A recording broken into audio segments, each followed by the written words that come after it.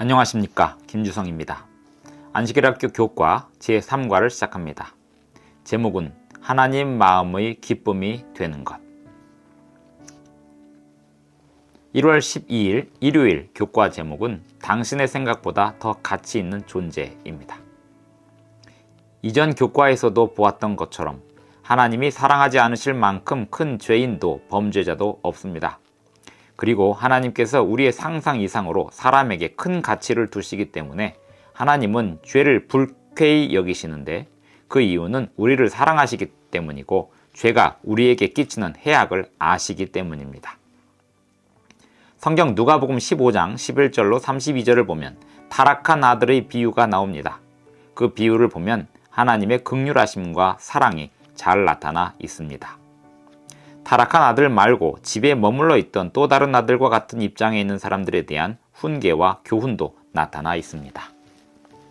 예수님이 그 비유 속에서 말씀하신 탕자는 아버지에게 장차 물려줄 재산을 미리 달라고 했습니다. 그것은 결과적으로 아버지와 아버지의 집을 거부하는 행위였습니다. 그 탕자는 받은 재산을 가지고 나가서는 탕진했으며 가난하고 배고프게 되고 말았습니다. 심지어 돼지가 구유해서 먹는 것을 부러워할 정도의 비참한 처지가 되고 말았습니다. 그 탕자는 자기 아버지의 집에서 일하는 종들을 떠올리게 되었는데 그 종들은 적어도 먹을 것이 풍성하다는 것을 생각하게 됩니다. 그래서 탕자는 아버지의 집을 향해 가기로 결심하고 가서 아버지의 집에서 종이 되게 해달라고 애원할 생각을 갖습니다. 그 다음 이야기는 얼마나 감동적인지 모릅니다. 어떤 아버지들은 그렇게 돌아오는 아들을 내쫓을 수도 있습니다. 그러면서 이렇게 말할지도 모릅니다. 너는 내 재산을 받았고 우리 집에서 스스로 인연을 끊고 나갔다. 다시는 여기 오지 마라. 이렇게 할지도 모릅니다. 그게 논리적이고 합리적인 태도일 겁니다. 어떤 부모들의 시각에서는 그 아들이 다시 집에 돌아오기는 너무 멀리 가버렸다고 생각할지도 모릅니다. 아들이니까 더욱 그렇게 생각할지도 모릅니다. 하지만 그 비유에서 아버지는 하나님을 상징하고 있는데요. 방금 말한 것처럼 반응하지 않았습니다. 오히려 이렇게 반응했는데 누가복음 15장 20절을 읽어보겠습니다. 이에 일어나서 아버지께로 돌아가니라. 아직도 거리가 먼데 아버지가 그를 보고 측은히 여겨 달려가 목을 안고 입을 맞추니. 그 시간에 종들을 부리는 집안의 큰 어른이 누군가를 만나러 뛰어나간다는 것은 품위를 떨어뜨리는 일이라 할지라도 그 아버지는 멀리서 다가오는 아들을 바라보고 측은히 달려나갑니다. 더 놀라운 것은 그 아들을 집 안으로 들이고 그를 위해 잔치를 배설하는데 그것은 탕자 같았던 모든 한 사람 한 사람을 향한 하나님의 놀라우신 긍휼하신 품성을 의미하고 있습니다. 실물교훈 책 203쪽의 글을 봅니다. 부치는 자기 아들의 비참한 모습과 누더기 옷을 경멸의 눈초리로 보도록 허락하지 않았다. 그가 자기 어깨에 걸쳤던 넓고 좋은 외투로 아들의 남루한 꼴을 덮어주자 그 아들은 회개의 눈물을 흘리면서 아버지여 내가 하늘과 아버지께 죄를 얻었사오니 지금부터는 아버지의 아들이라 일컬음을 감당치 못하겠나이다 라고 말했다. 아버지는 아들이 품꾼의 하나로 받아달라는 요청을 할 기회를 주지 않았다. 그는 아버지의 집에서 가장 좋은 대접을 받아야 할 아들이요 수종하는 남녀 종들의 존경과 섬김을 받아야 할 아들이었다. 집으로 돌아오는 단 한 사람일지라도 그 사람을 바라보며 기뻐하시는 하나님의 품성을 잘 보여주고 있습니다. 얼마나 아름다운 이야기인지 모릅니다. 여기서 관심이 가는 대상은 또 다른 아들입니다. 그 아들은 나갔다 돌아온 아들에 대한 아버지의 반응에 심각하게 불편함을 느끼고 있습니다. 그 아들의 반응이 일반적인 사람들의 반응과도 같습니다. 적어도 공평을 따진다면 그런 반응이 당연할지도 모릅니다.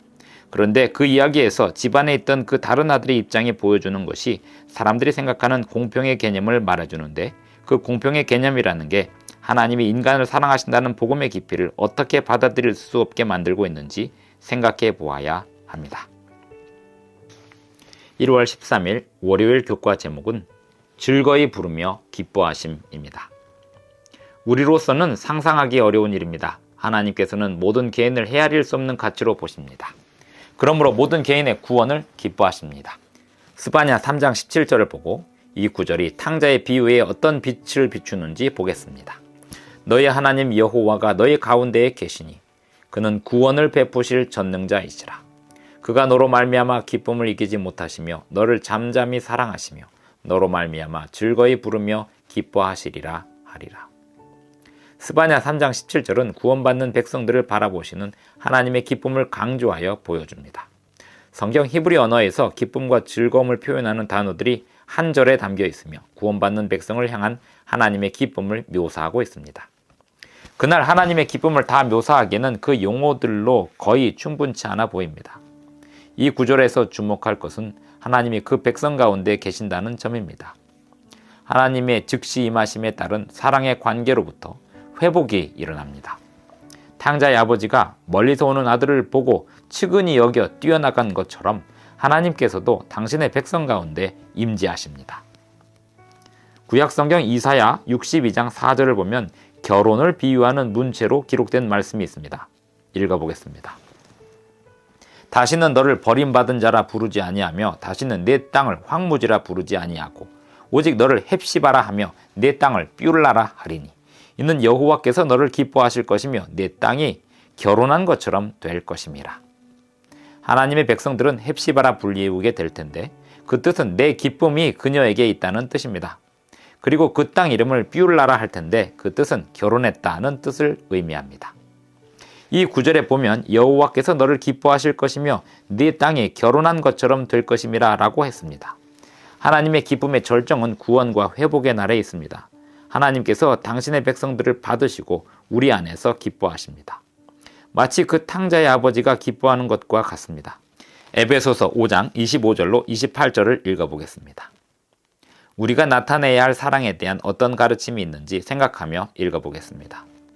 남편들아 아내 사랑하기를 그리스도께서 교회를 사랑하시고 그 교회를 위하여 자신을 주심같이 하라. 이는 곧 물로 씻어 말씀으로 깨끗하게 하사 거룩하게 하시고 자기 앞에 영광스러운 교회로 세우사 티나 주름 잡힌 것이나 이런 것들이 없이 거룩하고 흠이 없게 하려 하심이라. 이와 같이 남편들도 자기 아내 사랑하기를 자기 자신과 같이 할지니 자기 아내를 사랑하는 자는 자기를 사랑하는 것이라. 이 구절은 남편들에게 그들의 아내를 사랑하도록 촉구합니다. 그리스도께서 교회를 사랑하시고 자신을 주심같이 하라고 했습니다. 그리고 아내를 자기 몸처럼 사랑하라고 했습니다.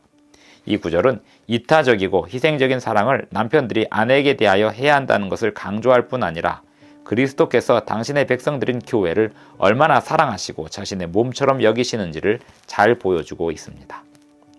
증언보감 2권 408쪽의 글을 봅니다. 우리는 잃어버린 것을 찾았을 때 목자가 나타낸 큰 기쁨을 마음속에 간직해야 한다. 그분은 이웃 사람들을 불러서 나와 함께 즐기자 나의 잃은 양을 찾았노라고 한다. 온 하늘은 이 기쁨의 노래에 화답한다. 하나님 아버지께서도 노래로서 구원받은 자에 대한 기쁨을 나타내신다. 이 얼마나 거룩한 기쁨의 장면이 이 비유에 나타나 있는가. 그 기쁨에 참여하는 것이 그대들의 특권이다. 1월 14일 화요일 교과 제목은 하나님이 기뻐하시는 것입니다. 인간은 온 우주에 비하면 너무 미약한 존재입니다. 우주에 비하면 한 작은 점도 안 되는 행성 안에서 잠깐 있다 사라지는 방울 같은 존재에 불과한데 그런 미약한 인간을 하나님이 기뻐하신다는 게 어떤 의미일까요? 미약하디 미약한 인간이 온 우주의 초월자이시고 모든 능력의 주인이시고 아무것도 요구할 필요가 없으신 그 하나님께 그토록 많은 영향을 미칠 수 있다는 게 어떻게 가능한 걸까요? 이 질문들은 두 가지 분야로 나눌 수 있습니다. 첫째는 하나님이 어떻게 기뻐하실 수 있을까 하는 분야고 둘째로는 인간의 죄악을 고려할 때 어떻게 인간이 하나님을 기쁘시게 할 수 있는가입니다. 첫 번째 분야는 오늘 교과의 주제가 되고 두 번째 분야는 내일 교과의 주제가 되겠습니다. 성경 이사야 43장 4절, 시편 149편 4절, 그리고 잠언 15장 8절 9절을 읽고 하나님이 당신의 백성들을 기뻐하심에 관하여 어떤 말씀이 있는지 확인해 보겠습니다. 먼저 이사야 43장 4절입니다. 내가 내 눈에 보배롭고 존귀하며 내가 너를 사랑하였은즉 내가 네 대신 사람들을 내어주며 백성들이 내 생명을 대신하리니. 이어서 시편 149편 4절입니다.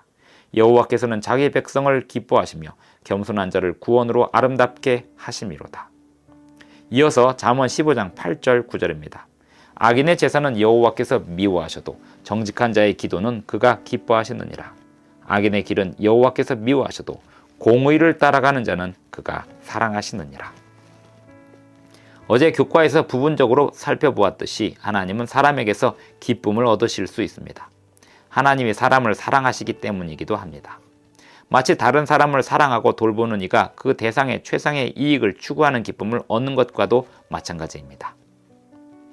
그와 반대로 하나님은 당신의 백성들이 악을 행할 때 불편해 하십니다.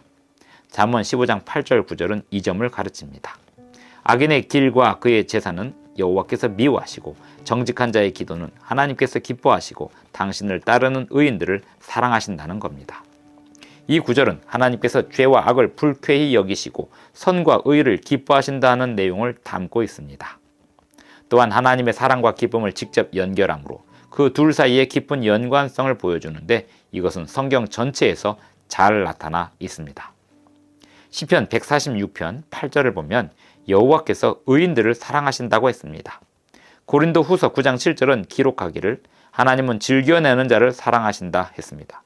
먼저 이 구절들이 말하지 않는 바가 무엇인지 주목해 봅시다. 그들은 하나님은 오직 의인만을 사랑한다고 하지 않았습니다. 그리고 오직 즐겨내는 자들만 사랑하신다 하지 않았습니다. 하나님은 모두를 사랑하십니다. 그러나 이 구절들이 전하는 내용에서 분명한 점은 어떤 특별한 점에서 하나님은 즐겨내는 자들과 의인들을 사랑하신다는 것입니다. 잠언 15장 8, 9절에서 그 단서를 볼 수 있습니다. 하나님은 이 사람들과 다른 사람들을 사랑하십니다. 그들에게서 얻는 기쁨의 측면에서 사랑하시는 것입니다. 하나님은 의인들과 즐겨내는 사람들이 하나님께 감사의 반응을 하기에 그들을 사랑하는 기쁨을 누리시고 하나님은 그 다른 쪽의 사람들을 사랑하시기에 그들을 위해 계속 최선의 것을 주시는 기쁨을 갖고 계십니다. 하늘과 땅이 얼마나 가까이 연결되어 있는지 생각해 볼 필요가 있습니다. 그러한 생각은 온 우주의 창조주이신 하나님이 우리와 가까이 계시고 감정적으로 친밀하게 될 수 있음을 의미합니다. 이 얼마나 놀라운 소망이 아니겠습니까? 1월 15일 수요일 교과 제목은 산돌입니다. 타락하고 죄지은 인간의 상태에서 어떻게 거룩하신 하나님을 기쁘시게 할 수 있는지 생각해 봅니다. 로마서 8장 1절과 5장 8절을 먼저 읽어보면서 이 구절들이 하나님 앞에 선 우리의 상태에 대해서 어떤 교훈을 주는지 보겠습니다. 그러므로 이제 그리스도 예수 안에 있는 자에게는 결코 정죄함이 없나니.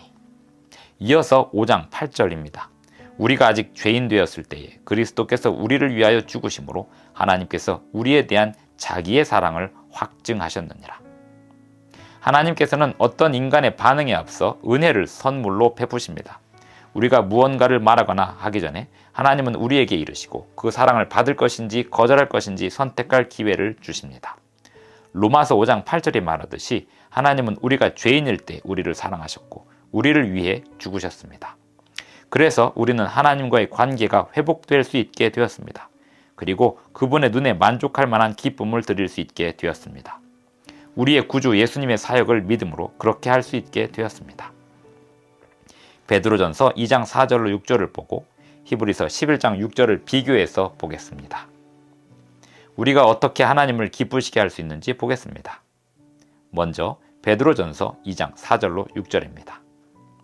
사람에게는 버린 바가 되었으나 하나님께는 택하심을 입은 보배로운 산돌이신 예수께 나아가 너희도 산돌같이 신령한 집으로 세워지고 예수 그리스도로 말미암아 하나님이 기쁘게 받으실 신령한 제사를 드릴 거룩한 제사장이 될지니라.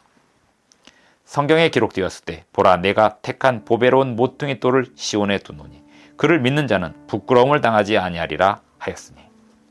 이어서 히브리서 11장 6절입니다. 믿음이 없이는 하나님을 기쁘시게 하지 못하나니 하나님께 나아가는 자는 반드시 그가 계신 것과 또한 그가 자기를 찾는 자들에게 상 주시는 이심을 믿어야 할지니라. 하나님의 개입이 없으셨다면 타락한 인간은 하나님께 가져올 어떤 가치도 있을 수가 없었습니다. 그러나 하나님께서 그분의 자비하심과 은혜로 길을 여셨는데 그리스도의 사역을 통해서 하셨습니다. 구체적으로 말하면 예수 그리스도로 말미암아 우리가 하나님께 드릴 만한 영적 희생을 드릴 수 있게 되었습니다. 물론 믿음이 없이는 하나님을 기쁘시게 할 수 없습니다. 그리스도의 중보 사역을 통해서 하나님은 모든 믿는 자들이 하나님의 뜻을 행함으로 모든 선한 일에 온전하게 하십니다. 히브리서 13장 21절을 봅니다. 모든 선한 일에 너희를 온전하게 하사 자기 뜻을 행하게 하시고 그 앞에 즐거운 것을 예수 그리스도로 말미암아 우리 가운데서 이루시기를 원하노라. 영광이 그에게 세세 무궁토록 있을지어다. 아멘. 믿음으로 하나님께 반응하는 사람들은 하나님의 눈에 의롭다고 여겨집니다. 예수 그리스도의 중보 사역을 통해 그렇게 됩니다. 오직 그리스도의 의만이 간합하심을 받을 수 있기 때문입니다. 하나님의 사랑의 접근에 반응하는 사람들은 그리스도의 중보 사역을 통해 부활하기에 합당한 사람이 됩니다. 예수님이 그들을 변화시키셔서 그분의 형상대로 만드십니다. 하나님의 구원하시는 사역은 우리를 위한 것이며 동시에 우리 안에서 이루어집니다. 교회 증언 5권 350쪽의 글을 봅니다. 주님께서는 그분의 백성들이 지금보다 훨씬 더 사려 깊고 피차간에 훨씬 더 자비롭고 더욱 많이 도와주기를 기뻐하신다. 사업 거래에 있어서 형제가 형제를 이용하지 말 것이다. 사람이 도움을 받아야 할 궁핍한 처지에 있는 것을 보고 그에게 터무니없이 높은 이자를 요구하지 않을 것이다. 다른 사람의 궁핍을 이용하는 자들은 그리스도의 복음의 원칙에 지배를 받고 있지 않다는 것을 결론적으로 보여준다. 1월 16일 목요일 교과 제목은 최고의 목표입니다. 하나님의 자비와 중보의 우산 아래 반응하는 아주 작은 반응이라 할지라도 당신의 사랑에 대한 최소한의 긍정적인 반응에도 하나님은 기뻐하십니다. 온전히 정의로우시고 최고의 사랑이신 한 분을 통해서 우리 각자는 의롭다고 여김을 받게 되고 하나님의 사랑을 받아 그분과 함께 영원히 완전한 사랑 안에 살 수 있는 사람이 되게 되어 있습니다. 이것이 구원의 위대한 소망인데 하늘에서 중보하시는 예수님의 사역이 그 소망을 가능케 했습니다. 하지만 이런 일이 나에게도 해당될까 하는 의구심이 들 수도 있습니다. 만약에 내가 의롭지 못한 사람이라면요. 그리고 내 믿음이 부족하다는 걱정이 든다면요. 마가복음 9장 17절로 29절을 보면 이런 걱정스러운 질문에 대한 답을 줄 만한 이야기가 들어있습니다. 제자들이 귀신을 쫓아내지 못하고 있던 때였습니다. 모든 희망이 바닥난 듯 보였습니다. 그러나 예수님께서 오셔서 귀신 들린 아들의 아버지께 말씀하십니다. 예수께서 이르시되 할 수 있거든이 무슨 말이냐? 믿는 자에게는 능히 하지 못할 일이 없느니라 하시니. 그리고 그 아들의 아버지는 간곡하게 소리내어 말합니다. 내가 믿나이다. 나의 믿음 없는 것을 도와주소서. 예수님이 그 아버지에게 믿음이 더 커진 다음에 오라고 하지 않으심에 주목하십시오. 대신 그가 외친 것처럼 나의 믿음 없음을 도와주소서 한 부르짖음이면 충분했습니다. 믿음이 없이는 하나님을 기쁘시게 할 수 없습니다. 그리고 예수님은 아주 작은 믿음이라도 받으십니다. 예수 그리스도의 중보 사역을 믿음으로 우리는 하나님을 기쁘시게 할 수 있습니다. 마치 아버지가 자식이 가져온 보잘것없는 선물에도 기쁘게 반응하는 것처럼 우리의 보잘것없는 믿음도 아버지를 기쁘시게 할 수 있는 이유는 우리를 위한 예수님의 중보 사역이 위대한 가치를 보여주기 때문입니다. 그러므로 우리는 바울의 권면을 따라 주를 기쁘시게 하는 자가 되는 것을 목표로 삼아야 합니다. 그리고 우리는 우리의 관심을 변화시켜 주시기를 기도해야 합니다. 우리가 사랑하는 이들의 최고의 유익이 우리의 관심이 되게 해달라고 기도하고 우리의 사랑을 확장시켜 주셔서 다른 사람들에게 다가갈 수 있게 해달라고 기도해야 합니다.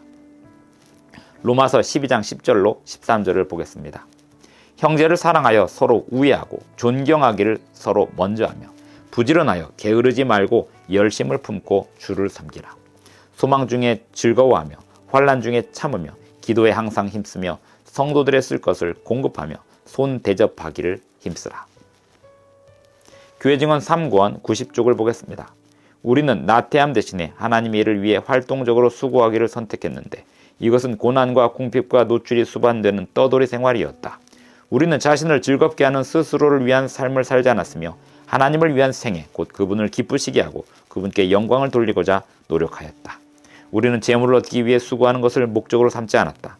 그러나 하나님께서는 이 생에서 100배나 주심으로 당신의 약속을 성취하셨다. 우리 하나님이 기뻐하시는 그 기쁨을 한번 보시기 바랍니다. 우리는 하나님을 기쁘시게 할 수 있습니다.